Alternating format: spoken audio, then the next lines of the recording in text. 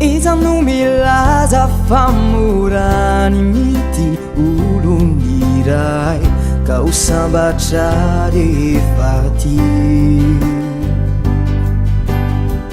neritreritra ny fotsy mandrifany vonany roa tsy tonira tsy tafaraka ny maraina luto sambatra aitindray lay endrikao maninatra amin'ny teny amalifalinanao ka niany ho tsara no zay atrizay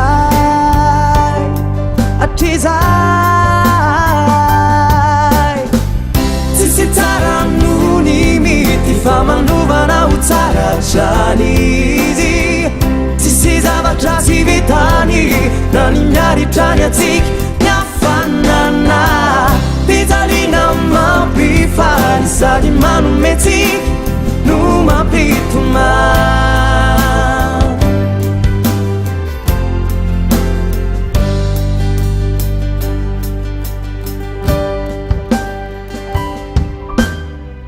ny masoandro mody rehefa rivano tena sarotra satria foana ifampitantana totsisany laza hoe velomy anao ka mandrapiaona ny famina tsy te hisaraka mbola samy manana ny fiainany mbola samy tsy afaka toko anigolana ny taona ho ampiray sy ny fo itamatro iray mandraky izay isika roa tsisy tsara no ny mity fa manovana ho tsara trany izy tsisy zavatra sy vitany na ny miaritrany atsika niafanana pizalina mampifary sady manome tsika no mampitoma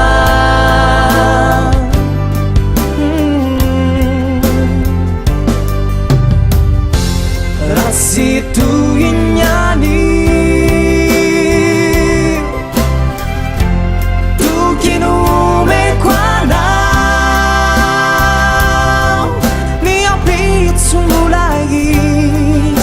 masoandro vaovao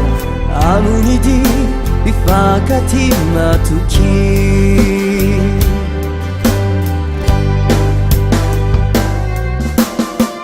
tsisy tsara no ny mity fa manovana ho tsara trany izy tsisy zavatra tsy vitany na ny miaritrany atsika niafanana pizalina mampifary sady manome tsika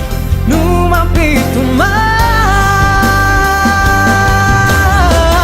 tsisy tsara no ny mity fa manovana ho tsara trany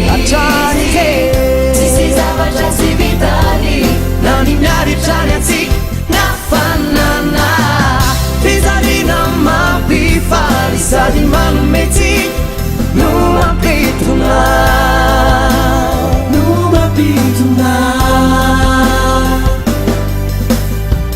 miarina tsy afa manotra fa manemina fotsy